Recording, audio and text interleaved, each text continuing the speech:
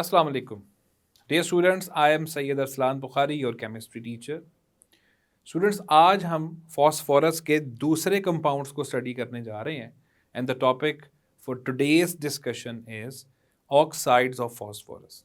Students, phosphorus shows two kinds of oxides which is included in your books, that is phosphorus trioxide and phosphorus pentaoxide. तो चलें आपको board की तरफ लेके चलते हैं और इन दोनों की तफसील आपको प्रोवाइड करते हैं. Chapter number 4, topic 4.11. Students, let's move on to the next topic, and that topic is oxides of phosphorus. Students, this topic will have two parts. In the first part, we will discuss one oxide of the phosphorus that is named as phosphorus trioxide, and in the second part, we will discuss the second oxide in your course, that is phosphorus pentoxide. So in the first part, now let's discuss the first oxide of phosphorus, that is phosphorus trioxide. As you all know that oxide is the compound of any substance with oxygen. तो यहाँ पे phosphorus और oxygen का combination होगा. Phosphorus trioxide है और students इसकी chemical representation है P2O3, या फिर स्टूडेंट्स इसको P4O6 भी लिखा जाता है. स्टूडेंट्स इसका जो असल मोलेकुलर फार्मूला है वो P4O6 ही है, जो कि पूरी दुनिया में ही कंसीडर किया जाता है. लेकिन इसका नाम ट्रेडिशनली पुराना नाम फॉस्फोरस ट्राइऑक्साइड चलता आ रहा है, इसलिए हम इसको P2O3 लिख देते हैं. अदरवाइज ये फार्मूला भी ठीक है. ज़्यादातर रिकमेंडेड मोलेकुलर फार्मूला P4O6 है. तो ये सिर्फ उसके ट्रेडिशनल नाम की वजह से और उसके स्ट्रक्चर की वजह से हम उसको P2O3 का फार्मूला और फॉस्फोरस ट्राइऑक्साइड का नाम देते हैं. Talking about the formula P4O6, इस हवाले से स्टूडेंट्स इसको एक नाम टेट्राफॉस्फोरस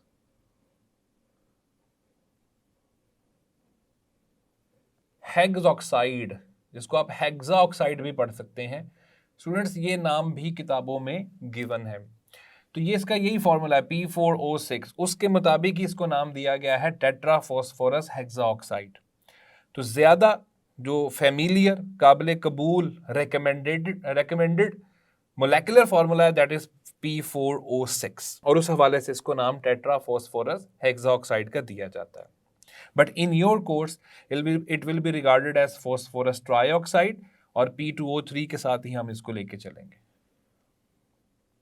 स्टूडेंट्स इसका एक और नाम है, इसको ओल्डर वर्जन्स में इसको फॉस्फोरस एनहाइड्राइड भी कहा जाता है.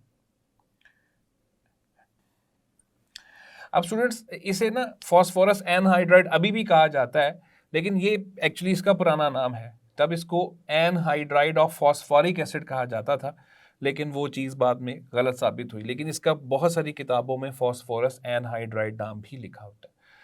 सो स्टूडेंट्स ट्राई ट्राइऑक्साइड के बारे में ये एक छोटा सा ब्रीफ सा इंट्रोडक्शन. अब चलते हैं इसकी प्रिपरेशन की तरफ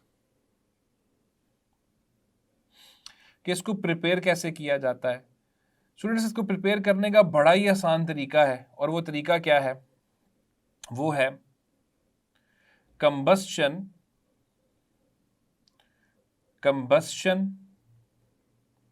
ऑफ व्हाइट फॉस्फोरस. सिंपल. जो व्हाइट फॉस्फोरस है, जिसको बार बार हम डिस्कस कर रहे हैं, व्हाइट फॉस्फोरस की जस्ट कंबस्शन करनी है, उसको आपने बर्निंग करनी है उसकी.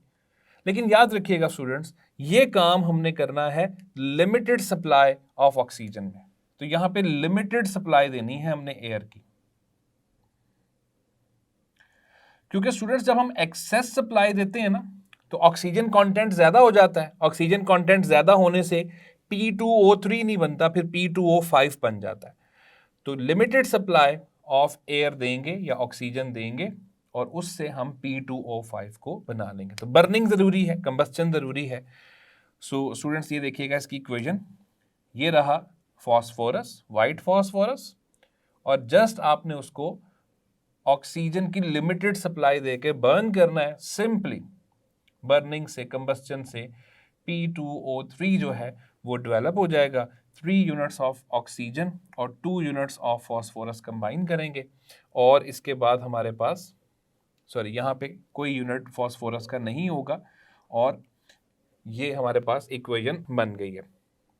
क्योंकि आपको पता है फॉस्फोरस तो होता ही P4 की फॉर्म में है ना, तो P4 इस तरीके से यहाँ पे आप ऑक्सीजन और के साथ कंबस्टन करें और कंबस्टन के नतीजे में P2O3 जो है वो आसानी से हम उसको प्रोड्यूस कर लेते हैं। सो this is a very simple production of phosphorus trioxide. और स्टूडेंट्स आप देखें यहाँ पे अगर आप फॉर्मूला यूं भी लिख देते हैं कि इससे जैसे हमने ये बात की है P4O6 प्रोड्यूस हो रहा है, तो देखें there will be no difference. दोनों केसेस के अंदर फॉस्फोरस के 4 एटम्स और ऑक्सीजन के 3 मॉलिक्यूल्स ही इन्वॉल्व हो रहे हैं, तो दोनों लिहाज से इक्वेशन बिल्कुल ठीक होगी। या तो आप इसको लिख लें या आप इसको लिख लें, दोनों लिहाज से इक्वेशन बिल्कुल दुरुस्त होगी। So students, this is a very simple method to produce phosphorus trioxide और phosphorus anhydride by burning phosphorus. तो ये इसकी प्रिपरेशन थी। अब चलते हैं इसकी फिजिकल प्रॉपर्टीज की तरफ। स्टूडेंट्स, इसकी जो फिजिकल प्रॉपर्टीज हैं शॉर्ट क्वेश्चंस के लिहाज से वो बहुत इंपॉर्टेंट समझी जाती हैं, तो इसको मार्क कर लें कि इसकी शॉर्ट क्वेश्चंस में इसकी प्रॉपर्टीज को पूछा जाता है आमतौर पे। अब इसकी फिजिकल प्रॉपर्टीज क्या है स्टूडेंट्स? ये एक वाइट वैक्सी सॉलिड है, यानी ये कोई बहुत ज्यादा स्ट्रॉन्ग सॉलिड नहीं है। स्टूडेंट्स याद रखिएगा, आमतौर पे ये होता तो कलरलेस है, ठीक है, ये प्योर फॉर्म में तो ये कलरलेस होता है, लेकिन बहरहाल वाइट वैक्सी सॉलिड भी आप इसको लिख सकते हैं। ओरिजिनली जब ये प्रोड्यूस होता है तो ये कलरलेस प्रोड्यूस होता है। सो वाइट वैक्सी सॉलिड है। स्टूडेंट्स, इसकी जो MR है, इसका जो मोलेकुलर मास है वो तकरीबन 219 है ग्राम पर मोल। इसकी एक बड़ी ज़बरदस्त प्रॉपर्टी है, ज़बरदस्त कह लीजिए या वो आप कह लें आइडेंटिफाइंग प्रॉपर्टी है कि it has unpleasant irritating smell. बड़ी ही अनकंफर्टेबल सी स्मेल होती है इसकी।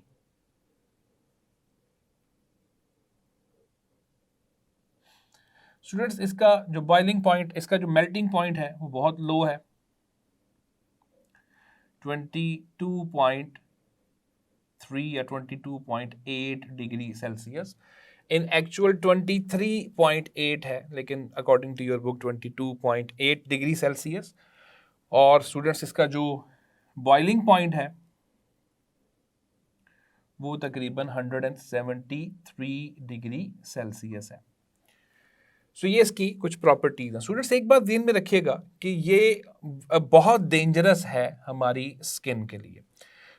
ये आप कह लें कि स्किन के लिए भी है और इसके अलावा पॉइजनस बहुत ज़्यादा है। स्टूडेंट्स, अगर इसे इनहेल कर लिया जाए इट कुड बी फैटल, एक जानलेवा भी साबित हो सकता है अगर इसे इनहेल कर लिया जाए। स्टूडेंट्स, अब आप देखिए ये है क्या असल में ये ऑक्साइड है। और किसका ऑक्साइड है? फॉस्फोरस का। और फॉस्फोरस क्या होता है? एक नॉन मेटल। तो आपको पता ही है कि नॉन मेटल्स के जो ऑक्साइड्स होते हैं वो एसिडिक इन नेचर होते हैं। तो स्टूडेंट्स याद रखिएगा कि इसकी जो नेचर है वो एसिडिक है। तो ये भी इसकी फिजिकल प्रॉपर्टीज में आप लिख सकते हैं कि it has an acidic nature. और इसकी जो pKa वैल्यू है वो बहुत हाई है, तकरीबन 9.4 के करीब है। और इतनी हाई वैल्यू का मतलब आप समझ सकते हैं कि it will be a very weak acidic nature.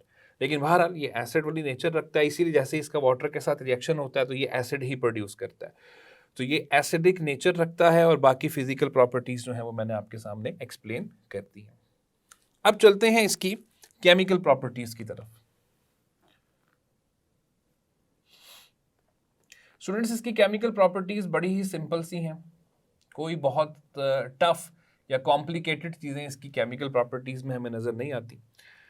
पहली जो इसकी हम केमिकल प्रॉपर्टी या केमिकल रिएक्शन पढ़ेंगे वो है ऑक्सीडेशन। क्या हो अगर हम इसकी ऑक्सीडेशन कर दें?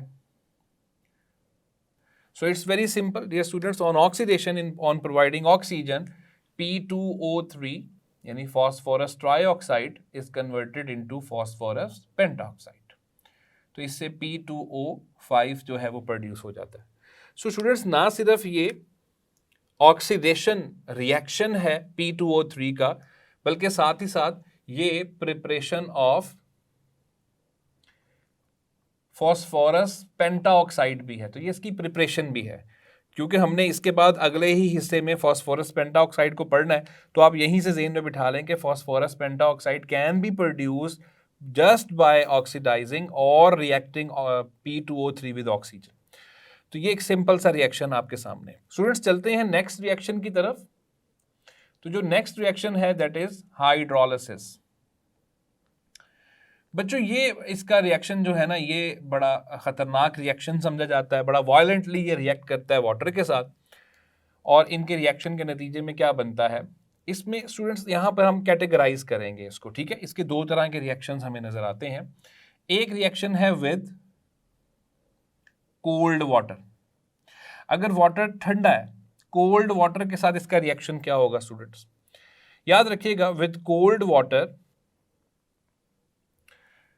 it produces phosphorus acid। Okay students, अब आप देखो कि मैंने इसीलिए आपको शुरू में बता दिया था कि it will have an acidic nature, और नॉन मेटल्स के जो ऑक्साइड्स होते हैं आपको पता है वो सारे एसिडिक होते हैं। तो ऑन रिएक्टिंग विद वाटर और on dissolution in water they produces acids. तो ठंडे पानी के साथ जब इसका रिएक्शन होता वो भी विगरस रिएक्शन ही है। तो ठंडे पानी के साथ जैसे ही इसका रिएक्शन होता है it produces phosphorus acid। The reaction is very simple. This is P2O3, और जैसे ही इसका रिएक्शन हम वाटर के साथ करवाते हैं students, it produces phosphorus acid that is H3PO3। तो सिंगल प्रोडक्ट फॉस्फोरस एसिड जो है वो यहाँ से बन जाता है, और फॉस्फोरस चूंकि 2 हैं तो हम 2 लगाएंगे और 3 यूनिट्स ऑफ वाटर इस्तेमाल होते हैं। इसके नतीजे में आपको नजर आ रहा है कि फॉस्फोरस एसिड प्रोड्यूस हो गया। लेकिन जब इसका रिएक्शन हम हॉट वाटर के साथ करवाते हैं ना स्टूडेंट्स, तो हॉट वाटर के साथ इसका रिएक्शन कुछ और होता है, वो थोड़ा सा ज्यादा वायलेंट रिएक्शन होता है। So with hot water it produces, ये क्या प्रोड्यूस करेगा students, it will produce a mixture of phosphoric acid। तो फॉस्फोरिक एसिड बनेगा। अब आप समझ सकते हैं कि अगर इसका रिएक्शन है, इसका कांटेक्ट हमारी स्किन के साथ हो जाता है, हमारी स्किन में भी वाटर होता है, तो क्या नतीजे सामने आ सकते हैं, आप अंदाजा कर सकते हैं। और स्टूडेंट्स यहाँ से कंपाउंड बनता है जिसका नाम है फॉस्फीन। अभी रिएक्शन के ऊपर हम बाद में आते हैं, पहले जरा फॉस्फीन की थोड़ी सी डिटेल मैं आपको प्रोवाइड कर दूं। स्टूडेंट्स फॉस्फीन इंडस्ट्रियली बड़ा इंपॉर्टेंट है। इंडस्ट्री इसके इंपॉर्टेंट होने की वजह क्या है, पहली बात, इसको मुख्तलिफ इंसेक्टिसाइड्स बनाने के लिए इस्तेमाल किया जाता है। इनफैक्ट ये खुद भी इंसेक्टिसाइड के तौर पे इस्तेमाल होता है। तो मुख्तलिफ इंसेक्टिसाइड्स बनाने के लिए इसको इंडस्ट्रीज के अंदर इस्तेमाल किया जाता है। स्टूडेंट्स इसके अलावा ये बहुत सारे प्लास्टिक्स की फॉर्मेशन के लिए भी इस्तेमाल होता है। इसके अलावा स्टूडेंट्स इसका एक और इस्तेमाल है कि it is used for the production of semiconductors. Electrical industries के अंदर, जो बड़ी बड़ी इलेक्ट्रिकल इंडस्ट्रीज हैं, वहां पे सेमीकंडक्टर्स को बनाने के लिए हमें फॉस्फीन का इस्तेमाल हम वहां पे करते हैं। तो आप अंदाजा कर सकते हैं कि फॉस्फीन इसके जरिए प्रोड्यूस हो रहा है। इसका मतलब है कि ये असल में तो फायदे फॉस्फोरस ट्राइऑक्साइड के हुए कि we can produce phosphine from phosphorus trioxide, and ultimately फिर आगे उसको हम मुख्तलिफ चीज़ों के लिए इस्तेमाल करेंगे। तो स्टूडेंट्स अब आते हैं रिएक्शन के ऊपर। रिएक्शन बहुत सिंपल है हॉट वाटर के साथ। ये आपके पास है P2O3, और इसका रिएक्शन जस्ट हम हॉट वाटर के साथ करवा रहे हैं। तो बच्चों जैसे ही इसका रिएक्शन हम हॉट वाटर के साथ करवाते हैं ना, तो मिक्सचर प्रोड्यूस होता है 2 चीज़ों का। कौन कौन सी 2 चीज़ें हैं, फॉस्फोरिक एसिड प्रोड्यूस होता है H3PO4, और साथ में प्रोड्यूस होता है फॉस्फीन। फॉस्फीन का फॉर्मूला है PH3। तो यहाँ से फॉस्फीन प्रोड्यूस हो जाता है। अब स्टूडेंट्स इसमें हमारे पास 2 यूनिट्स हम इस्तेमाल करते हैं फॉस्फोरस ट्राइऑक्साइड के, along with 6 units of water, और 3 units of phosphoric acid produce होते हैं along with 1 unit of phosphine. और फॉस्फीन के यूजेस मैंने आपको ऑलरेडी क्लियर कर दिए हैं। सो this is the topic of phosphorus trioxide, जिसमें आप देख सकते हैं कि फॉस्फोरस ट्राईऑक्साइड को अब बनाना भी बहुत आसान काम है, ये उसकी फिजिकल प्रॉपर्टीज हैं और चंद एक रिएक्शंस जस्ट आपकी बुक के अंदर उसके एक्सप्लेन किए जा रहे हैं। बट स्टूडेंट्स यहाँ पे ज़हन में रखिएगा कि फॉस्फोरस ट्राईऑक्साइड इनके रिएक्शंस के अलावा हैलोजेंस के साथ भी रिएक्शन कर जाता है। ये हैलोजेंस के साथ बहुत अच्छा रिएक्शन शो करता है। फ्लोरीन के साथ तो बहुत वायलेंट होता है, क्लोरीन और ब्रोमीन के साथ एक अच्छा रिएक्शन हमें नजर आ जाता है। सो इनके इन रिएक्शंस के अलावा फ्लोरीन और क्लोरीन और ब्रोमीन, इवन आयोडीन के साथ भी फॉस्फोरस ट्राईऑक्साइड जो है वो रिएक्शन कर जाता है। So this is the topic, this is the first part of the topic, that is oxides of phosphorus, in which we have studied phosphorus trioxide. Now let's move on to the next part जिसमें हम study करेंगे phosphorus pentaoxide. Dear students, now let's move on to the second part of the topic of oxides of phosphorus. और अब हम discuss करने लगे हैं phosphorus pentaoxide को। स्टूडेंट्स, इसकी जो केमिकल रिप्रेजेंटेशन है, इसका जो फॉर्मूला है वो है P2O5।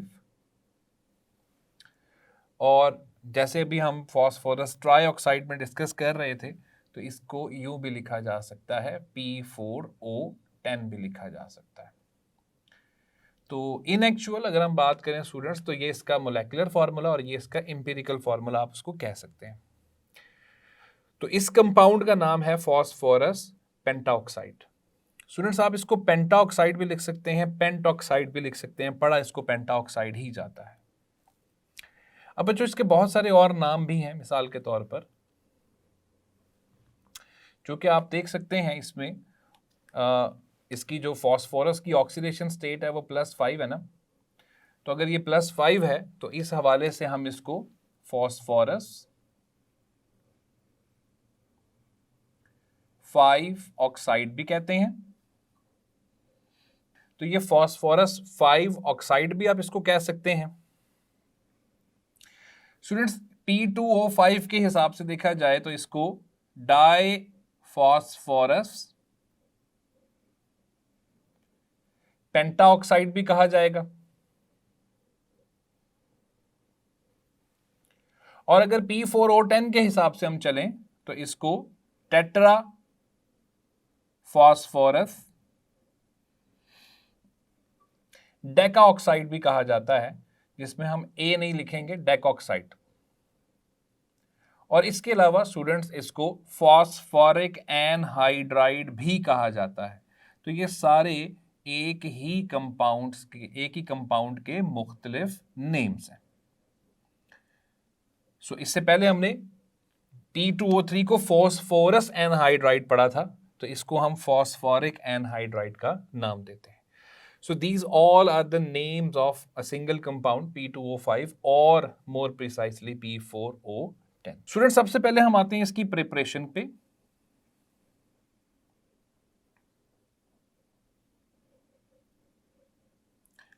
तो बच्चों, इसकी जो प्रिपरेशन है वो भी हमने थोड़ी देर पहले पढ़ी है। एक तरीका तो है ऑक्सीडेशन, जो भी हम पढ़कर आए हैं थोड़ी देर पहले, oxidation of P2O3, phosphorus trioxide की ऑक्सीडेशन की जाए। और हमने पढ़ा है कि P2O3 की जैसे ही ऑक्सीडेशन की जाती है तो ये कन्वर्ट हो जाता है into P2O5।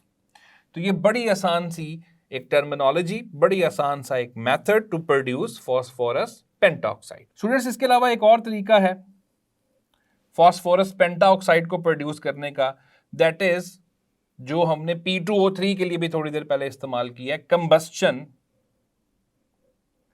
Of white phosphorus. Combustion of white phosphorus जो भी हमने थोड़ी देर पहले P2O3 के लिए इस्तेमाल किया, कि जैसे ही हम व्हाइट फॉस्फोरस को कंबस्शन में लेकर जाते हैं, यानी बर्निंग में लेकर जाते हैं, मगर ये काम स्टूडेंट्स हम किस में करेंगे? एक्सेस एयर में करेंगे, क्योंकि इससे पहले हमने लिमिटेड सप्लाई जब दी थी ना, तो P2O3 प्रोड्यूस हुआ था। जब ऑक्सीजन की एक्सेस क्वांटिटी प्रोवाइड की जाती है और ड्राई एयर प्रोवाइड की जाती है, तो फॉस्फोरस पेंटाऑक्साइड जो है वो प्रोड्यूस हो जाता है। The equation is very simple. Phosphorus P4 की फॉर्म में होता है।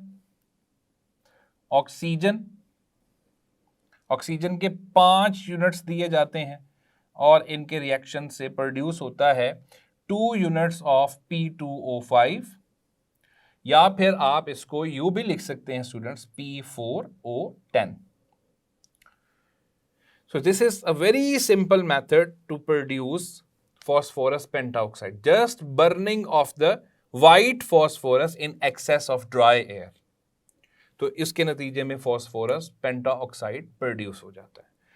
सो स्टूडेंट्स, ये थी फॉस्फोरस पेंटाऑक्साइड की प्रिपरेशन। पहला तरीका हमने फॉस्फोरस ट्राईऑक्साइड की प्रॉपर्टीज में डिस्कस कर लिया था, और दूसरा तरीका ये है कि आप एक्सेस एयर प्रोवाइड करके जब व्हाइट फॉस्फोरस की कंबस्शन करते हैं तो वहां से इसको प्रोड्यूस कर लेते हैं। स्टूडेंट्स, मूव करते हैं आगे इसकी फिजिकल प्रॉपर्टीज पर।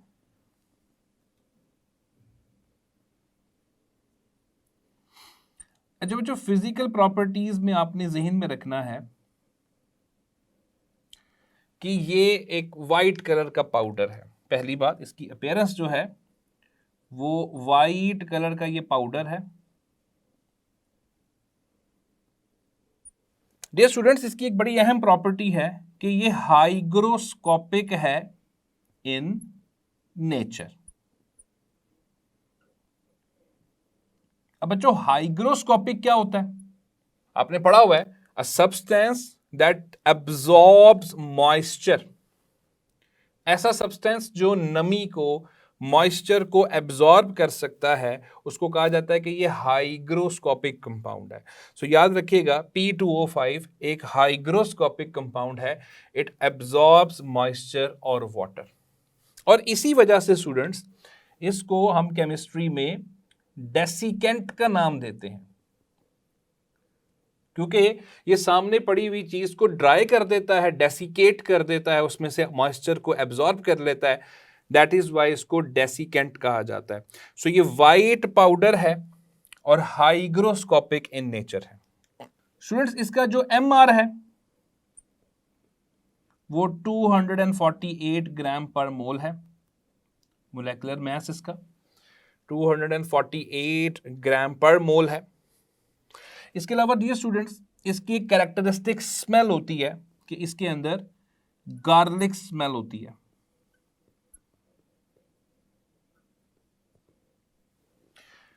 यानी जिस तरह लहसुन की स्मेल होती है उस तरह की इसकी स्मेल होती है।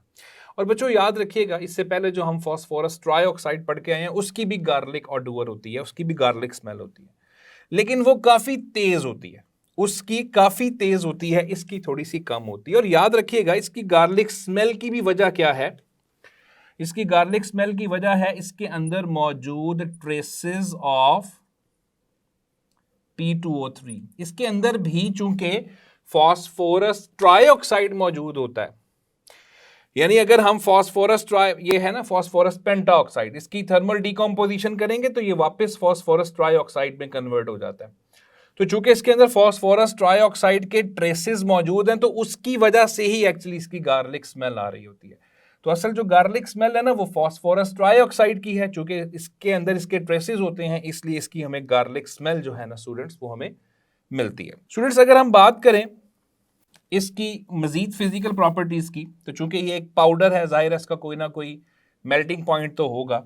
तो स्टूडेंट्स, इसका जो मेल्टिंग पॉइंट है वो तकरीबन 340 डिग्री सेल्सियस है, और इसका जो बॉइलिंग पॉइंट है वो 360 डिग्री सेल्सियस है, और इसी टेम्परेचर पर ये सबलाइम भी कर जाता है, यानी सब्लिमेशन का प्रोसेस शो करता है। So it sublimes at 300 degree Celsius, 360 degree Celsius, which is also its boiling point. Students, चूंकि इसका भी वाटर के साथ रिएक्शन, अभी हम डिस्कस करेंगे कि इसका भी वाटर के साथ जो रिएक्शन होता है वो काफ़ी वायलेंट होता है, इसलिए ये भी हमारे लिए पॉइजनस भी है और इसके साथ साथ हमारी स्किन को भी नुकसान पहुंचाता है। लेकिन अगर इसको इनहेल किया जाए तो ये पॉइजनस भी है। So these are the physical properties of phosphorus pentoxide, और you can say diphosphorus pentoxide. अब आते हैं स्टूडेंट्स इसकी केमिकल प्रॉपर्टीज पे और केमिकल रिएक्शंस पे। तो जो पहला केमिकल रिएक्शन मैं आपको डिस्कस करना चाह रहा हूं वो है हाइड्रोलिसिस। हाइड्रोलिसिस में स्टूडेंट्स याद रखिएगा कि हाइड्रोलिसिस की जब हम बात करते हैं ना, तो ये इसका रिएक्शन जो है ना, ये वायलेंट होता है, ये वायलेंट रिएक्शन है।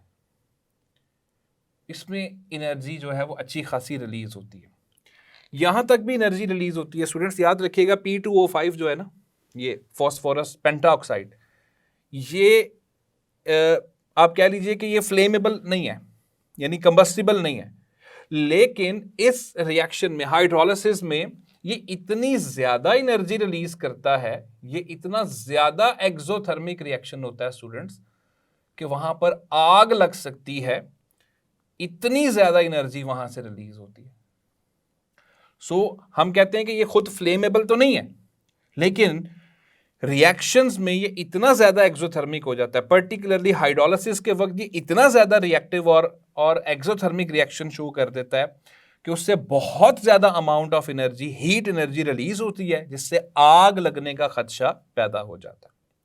अब पानी के साथ रिएक्शन करके ये बनाता क्या है स्टूडेंट्स? इसमें भी जिस तरह अभी हम P2O5 में देख रहे थे कि उसकी हाइड्रोलिसिस भी दो तरह से होती है, कोल्ड वाटर में और हॉट वाटर में। तो स्टूडेंट्स कोल्ड वाटर में देखिएगा कि 1 unit of phosphorus pentoxide reacts with 1 unit of water to produce 2 units of metaphosphoric acid. So this is metaphosphoric acid.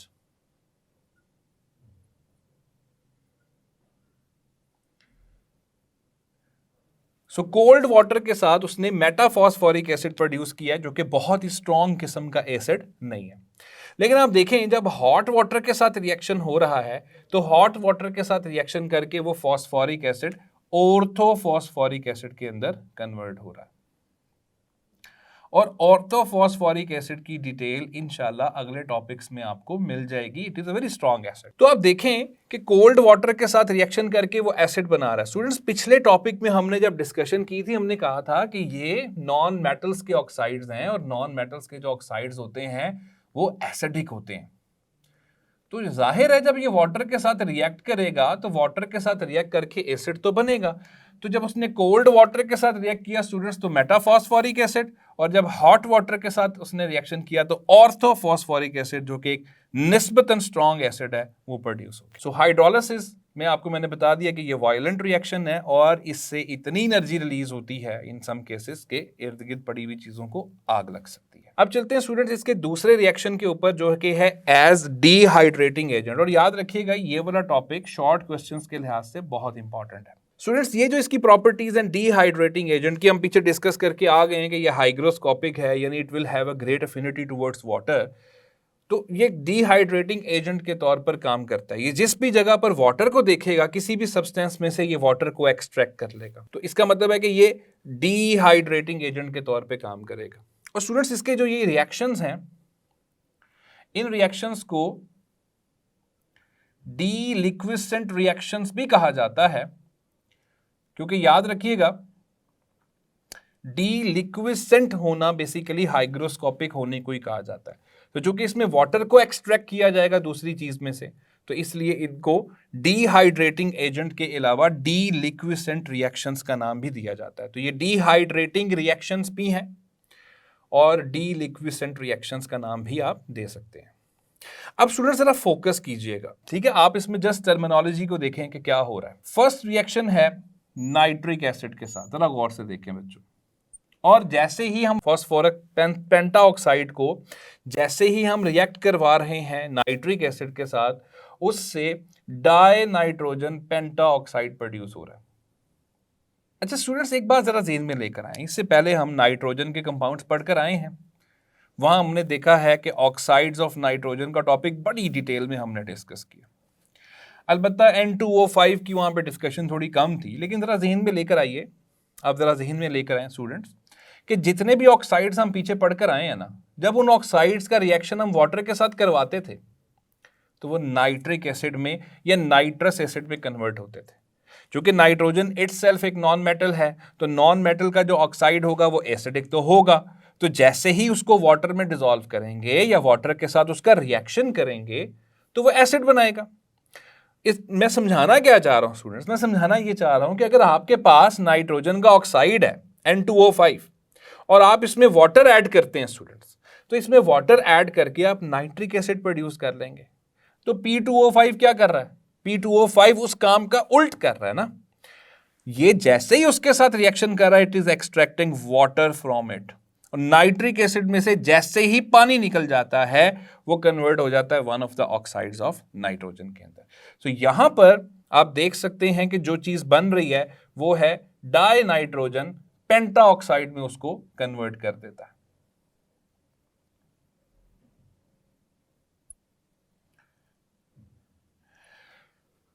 आप ये देखें कि यहां पर ये डिहाइड्रेटिंग एजेंट के तौर पर काम कर रहा है। सिमिलरली दूसरा रिएक्शन देखें, यहां से आपको और अच्छी क्लियरेंस मिल जाएगी स्टूडेंट्स। H2SO4 sulphuric acid.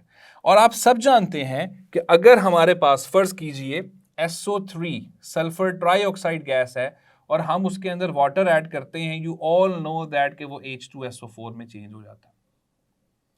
ये है हाइड्रेशन, वाटर ऐड हो रहा है, लेकिन यहां पर ये किसके तौर पे काम कर रहा है? डिहाइड्रेटिंग एजेंट के तौर पे काम कर रहा है। इसका मतलब है ये जितने भी रिएक्शंस होंगे स्टूडेंट्स, ये सारे के सारे जो रिएक्शंस हैं जो मैंने आपके सामने ऑलरेडी लिखे हुए हैं और अभी हम उनकी तफसील पढ़ रहे हैं, ये सारे के सारे रिएक्शंस डिहाइड्रेशन के रिएक्शंस हैं, यानी वाटर के रिमूवल है।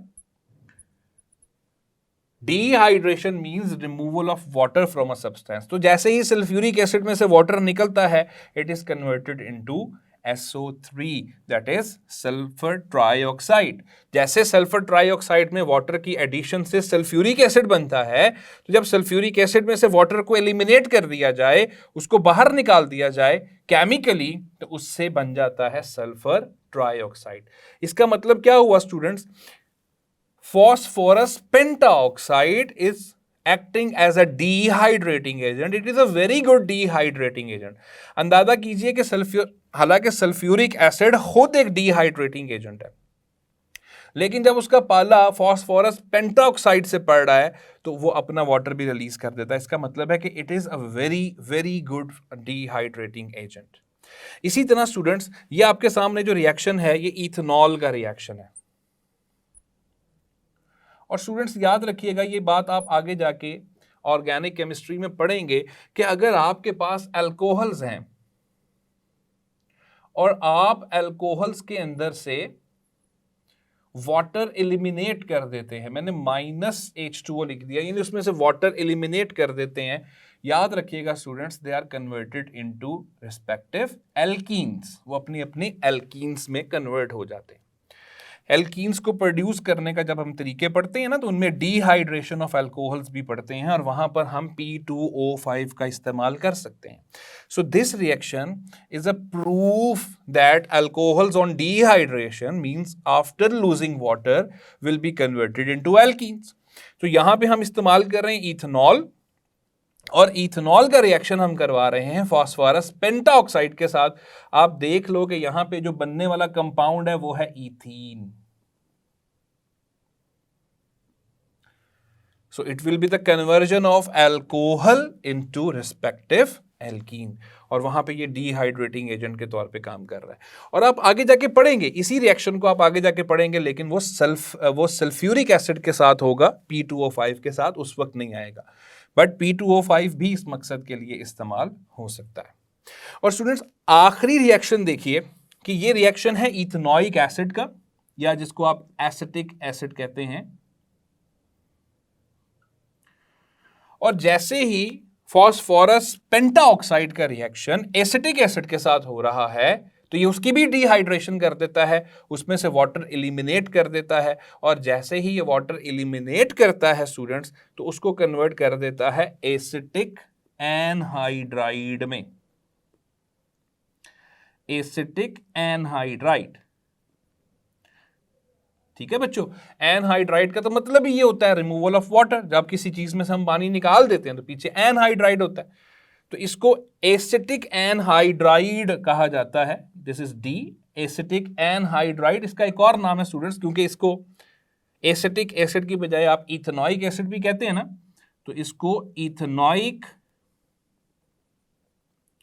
एनहाइड्राइड भी कहा जाता है। अब स्टूडेंट्स आपको ये तो समझ लग गई है कि ये सब के अंदर वाटर एलिमिनेट हो रहा है।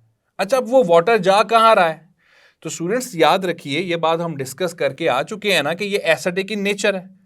तो जब ये उनके अंदर से वाटर निकालेगा सारा का सारा, ये सब केसेस में देखें, in all the cases after deriving water from the substance, it is being converted into an acid that is named as metaphosphoric acid.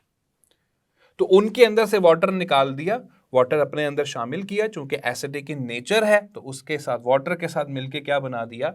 Metaphosphoric acid. और उनके अंदर से वाटर निकाल के उनको उनके रिस्पेक्टिव कंपाउंड्स में कन्वर्ट कर दिया। Nitric acid was converted into the oxide of nitrogen, sulfuric acid was converted into the oxide of sulfur, alcohol was converted into the respective alkene and acetic acid, और इसकी जगह पे कोई भी carboxylic acid इस्तेमाल कर लें, वो एसिटिक एनहाइड्राइड या उस रिस्पेक्टिव कार्बोक्सिलिक एसिड का एनहाइड्राइड बन जाएगा। And taking from the water ये मेटाफॉस्फोरिक एसिड के अंदर खुद को कन्वर्ट कर लेगा। तो स्टूडेंट्स ये है आपके पास टॉपिक जिसके अंदर हमने इसके केमिकल रिएक्शंस को पढ़े हैं। यहाँ पर ये एसिटिक एनहाइड्राइड लिखा हुआ है, तो मैं आपको एक छोटी सी इंटरेस्टिंग इन्फॉर्मेशन प्रोवाइड कर देता हूँ। स्टूडेंट्स ये वही कंपाउंड है एसिटिक एनहाइड्राइड जो एस्पायरिन यानी डिस्प्रीन जो टैबलेट हम खाते हैं पेन को रिलीव करने के लिए, उसको बनाने के लिए इस्तेमाल होती है। तो आप देखें कि कहीं ना कहीं आगे जाके जो कंपाउंड्स बन रहे हैं वो आगे से यूजफुल चीज़ों के लिए इस्तेमाल हो रहे हैं। सो this is the topic of phosphorus pentoxide, और इस टॉपिक के साथ ही आपका ऑक्साइड्स ऑफ फॉस्फोरस का टॉपिक जो है वो ख़त्म हो गया। अच्छे तरीके से स्टूडेंट्स इसको प्रिपेयर कीजिएगा, जो इंटरेस्टिंग इन्फॉर्मेशन एक्स्ट्रा बताई है उनको बुक के ऊपर नोट कर लीजिएगा। इंशाल्लाह अगले टॉपिक में आपसे मुलाकात होती है। Thank you.